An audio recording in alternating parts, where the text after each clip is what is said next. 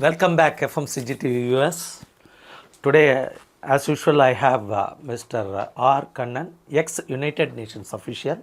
We are going to discuss today about the current situation in the Iran war, where the Hormuz blockade is taking place. So the entire world, by and large, is suffering. India, which was able to survive the shock for such a long time, now for the past 7 days, at least once in 2 days, there is a price hike for consumers in petrol and diesel. So such a nasty situation, if allowed to progress further like this, the world will be already the world is behind improvement by 10 to 15 years. It will take further time. So I want to have the view about this from our great friend Mr. Kannan, who understands international matters. Welcome, Kannan.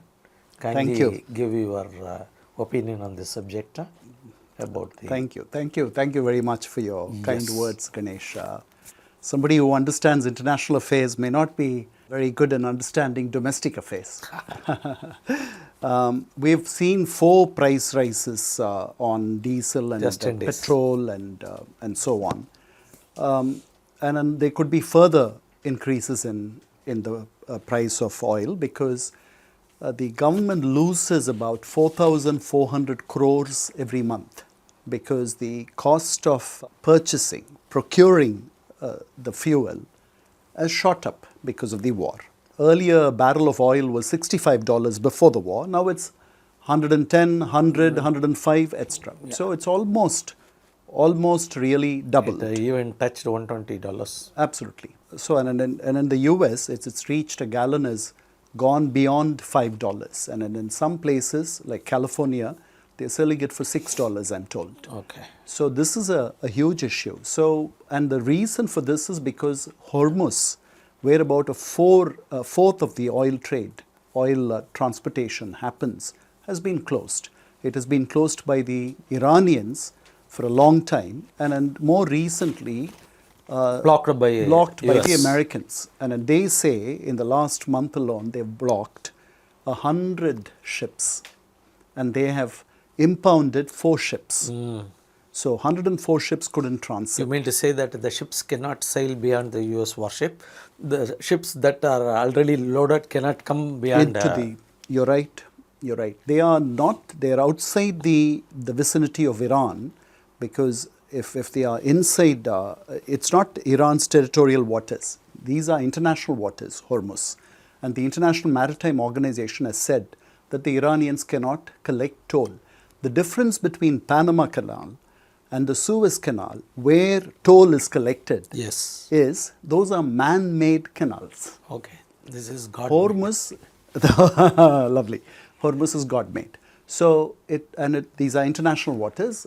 Toll has never been collected, and toll should never be collected. And this is the International Maritime Organization's position, and it has been very clearly laid out. So the Americans insist that the strait should go back to the status quo ante before the current position, where no toll was collected and there was free passage for all commercial. See, Iran also did not collect toll at all so far. Correct. Only now, since their economy has been battered severely, I think they started this.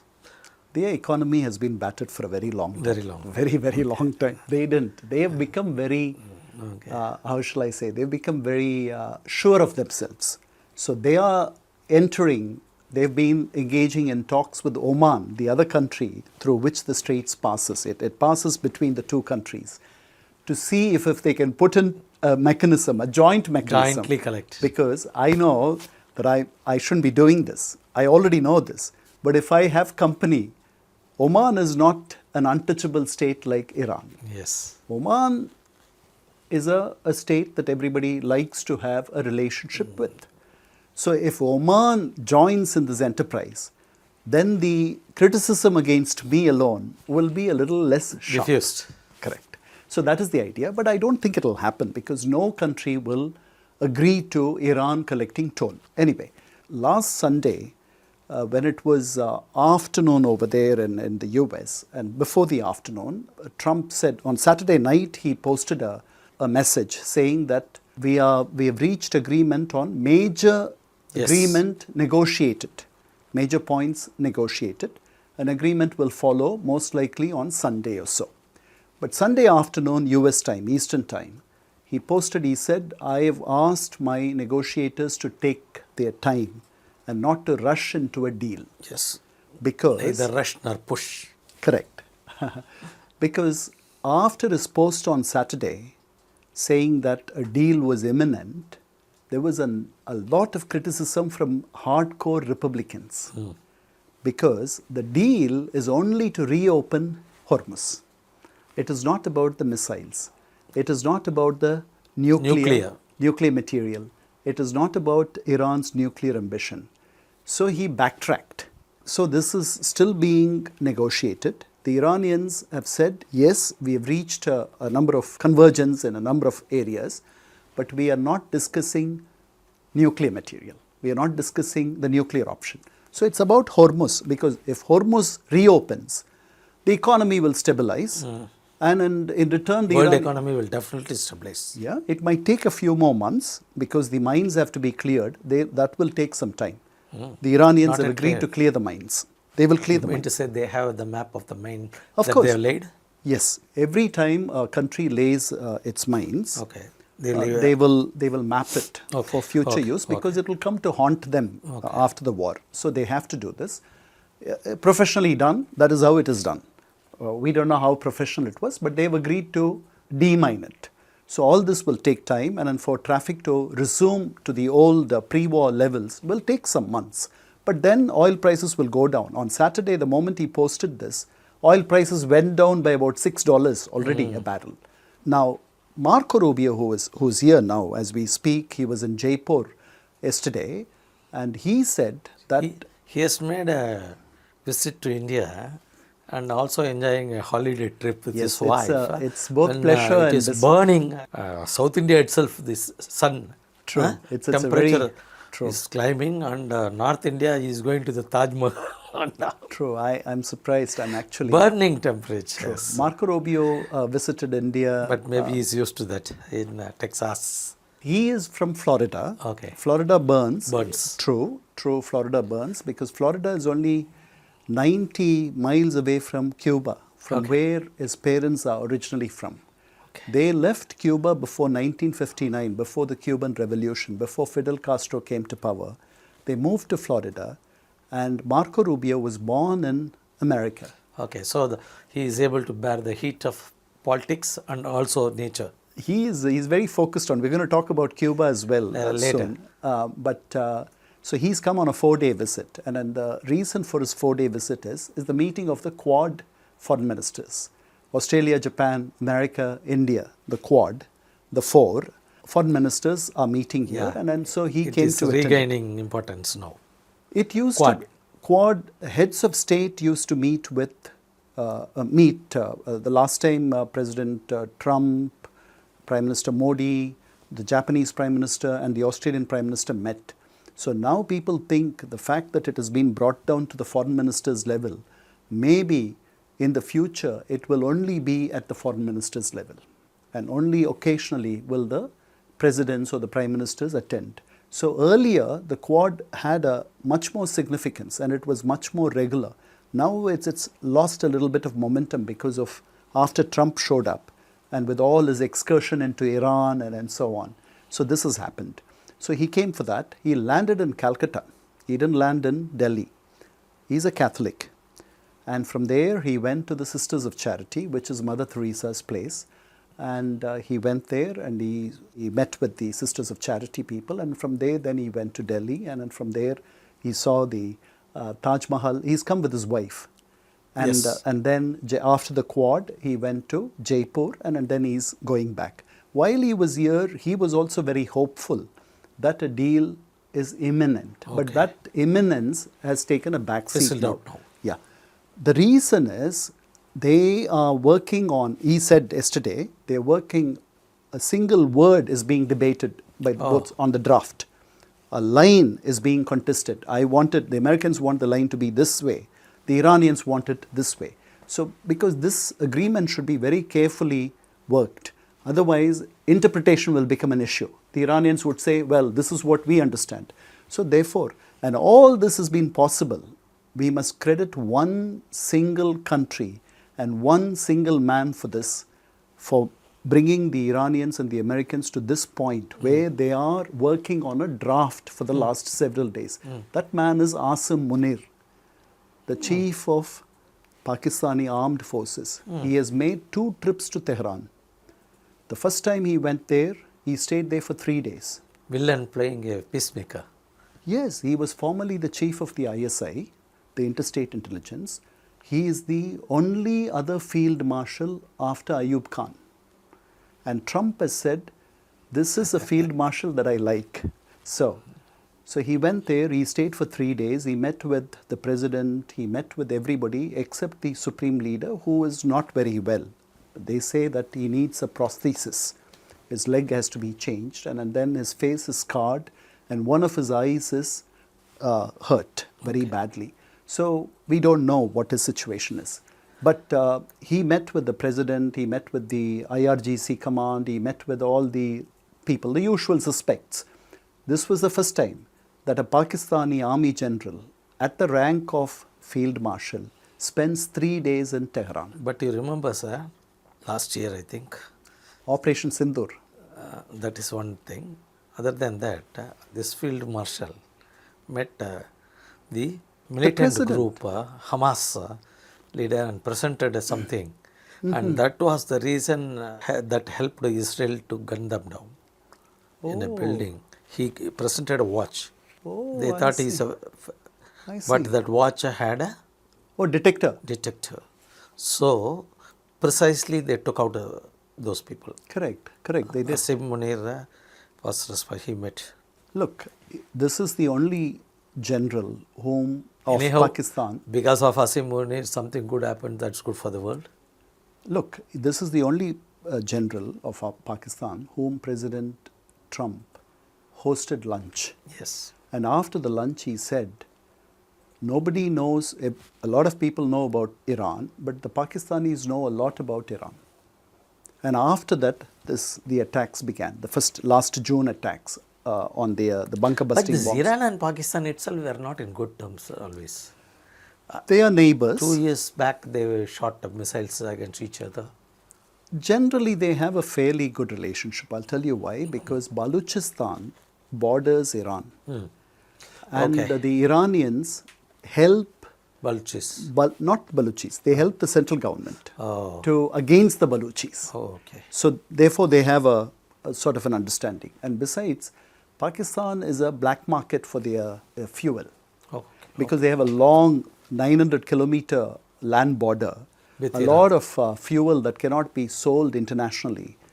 Mostly it is sold to the Chinese. Is sent here. And so there is a market, a black market, where Iranian oil comes. It serves both, because oil is needed by... Yes. So this was achieved by the Pakistani general. So as we speak, this will take a few more days. But finally, I think what will happen is Hormuz will reopen, and the Iranians will demine, and they will agree not to collect tolls. And in return, the Americans will consider releasing or defreezing the funds that are frozen in Qatar, up to $6 billion. Earlier, when Obama struck a deal, he defroze bank accounts. Yeah, 1.7 billion. And Trump was very upset because the Iranians in the 70s had invested $400 million in an American trust fund, a military trust fund. You mean to say that they had surplus money so much? In the 70s. In the 70s, before the revolution. They were a major oil exporter always.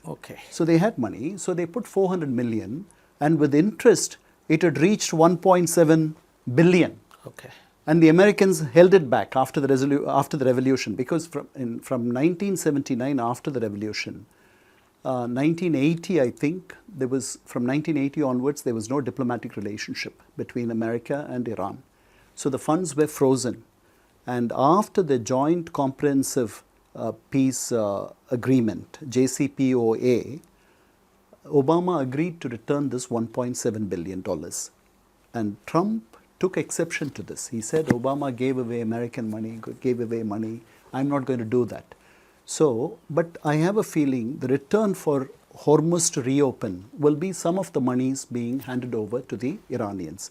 And then there will be a 30-day or a 60-day window where talks will be hosted in Pakistan, where probably Vice President Vance will be present with Steve Witkoff and Jared Kushner, and the talks will talk about returning the uranium material. They have 440 kilograms of enriched uranium. Yesterday, one of the commentators said that it has to be destroyed by the Iranians under international neutral observation. They have 11 tons of uranium, which is not yet enriched. Yes, 11,000 kilograms of uranium they possess. Enough to burn the world. True. So, all this will have to be discussed, and they will have to give up the idea of turning themselves into a nuclear state for the next 20 years, because Obama negotiated for 15 years. So, this must be bigger than 15. So, these are the issues. The Pakistanis are working overtime. Yesterday, day before, the Iranian foreign minister and Ghalibaf, parliamentary speaker, both landed in Qatar. They spoke to the Qataris. The Qataris, the Turks, Saudis, they are all helping the Pakistanis pull this. The Pakistanis are the direct emissaries, Okay. but a lot of pressure is being put on all these people. And Trump had a phone call 2 days ago with the foreign ministers of Pakistan, Turkey, Saudi, UAE, Qatar, all of them at the same time. It's a conference call. And then in that call he asked all the other countries like Saudi, etc., to join the Abraham Accords. The Abraham Accords are something that he negotiated during the first term, where Bahrain, United Arab Emirates, Morocco, Sudan was waiting, but Sudan didn't happen, joined and opened up diplomatic relations. Until then, Israelis cannot make a call to UAE. Okay. There were no telephone lines between the two countries. Now there is so much commerce between them. There is a direct flight from Abu Dhabi to Tel Aviv. Yes. So, but the Saudis will not go down that road yet, because until there is a Palestinian state, they will not do that. Okay. So this is going to be, but he was able to call out in the public. So that is where the US-Iran talks are. So Hormuz will go back to where it is in a few months or immediately, but the more contentious issues, they also want to limit the range of the missiles. They have missiles that can go beyond 2,000 kilometers. The Americans, the Israelis are very keen that it should be limited to 1,000 kilometers. And zero nuclear capacity. Yes. All this is very contentious. We'll have to wait to see if the Iranians will play ball or not. Okay. Sir, can you apprise our viewers what is happening in Cuba? Because frequently in the news, it is talked that America wants to do a Argentina type of action in Cuba. Can you enlighten our viewers? Yes. Cuba has gained momentum after the Venezuela operation in January. Venezuela, sorry. Yes. So after the Venezuelan president was captured and then brought to the US to stand trial, Cuba has gained a lot of momentum. A lot of work had happened even before that, because as we spoke, Marco Rubio is originally of Cuban heritage. He's a Jew? No. He's a Catholic. Christian Catholic. So he is focused on Cuba. The Americans opened up negotiations with Cuba some months ago. After Venezuela, most likely, they opened up. They are talking to Raul Castro. Raul Castro is 94 years old. His grandson, Guillermo Castro, they're talking to him. He's about 45 years old. They're talking to other officials. So 10 days ago, the chief of the CIA was in Havana. CIA released pictures of his meeting with the Cubans. Okay. It didn't show the Cubans. It blacked out whom it was meeting. But this man, the head of the CIA, was revealed. And this was CIA released pictures. Okay. So after the Venezuelan coup, after this was achieved, after the current president, Rodriguez, decided to play ball with the Americans, there is not a drop of oil that goes to Cuba from Venezuela. Cuba produces only 40% of its own oil. Okay. 60% of its oil has to come from outside. Most of it used to come at a very concessional, affordable rate from Venezuela in return for Cuban doctors. Okay. Cuba has an excellent crop of doctors. It has an excellent medical educational system. Education is free. Medical services, health services are free. This is the high point of the Cuban Revolution. Oh. Yes. After the revolution, they were able to... Yes. The two things that Fidel Castro managed to do was two good things. He completely revamped education and said education is free. So the literacy rate is very high, and the medical schools, government-run medical schools, are on par with international standards. So Venezuela has not... See, any country which needs to move up should basically invest in education, health, etc. Basics, okay? Because once you invest there, that will give you the base to go upward. So they've done that. So the Venezuelans have not, although they are a major oil power, they have the world's most known reserves any country can have. So yet they haven't invested. So the Cubans sent doctors, and in return, Venezuelans were giving oil. This was going on, and then everything was all right. Cuban economy depends mostly on tourism. Tourism, 10% of their GDP comes from direct Such tourism. Such a good country to visit. Yes. It's a very nice country. This is the country which Christopher Columbus landed. He didn't land in America. He landed in Cuba, he landed in Haiti, he landed in Bahamas. We think he landed in the US. No. So these are the three countries that he landed. Cuba is one of those countries. It's like Goa. It's a beautiful, lots of coconut trees, beautiful. And the Spanish colonized it. Until 1899, Spain ruled over. It was a colony of the Spaniards. 1899, there was a war between the Spanish and the Americans. So for 13 years, it changed control, and the Americans had control of Cuba. They handed back control to the Cubans, not to the Spanish, in 1902. And during the 13 years that the Americans ruled Cuba, for the first time, there were more Cubans in the Cuban administration than Spaniards. During the colonial era, there were more colonial people. Okay. So there's a difference between Cuban Spaniards and Spaniards. Okay. All right. So you're a native, you're homegrown. Okay. So the Americans made that possible. And until relations were okay with the Americans, Cuba is where they bought a lot of sugar from. It is a sugarcane sugar producing country. It was one of the highest sugar producers, largest sugar producers, yes. Then mining, sugar, tobacco, cigars, and tourism. Now tourism, the allied industries of tourism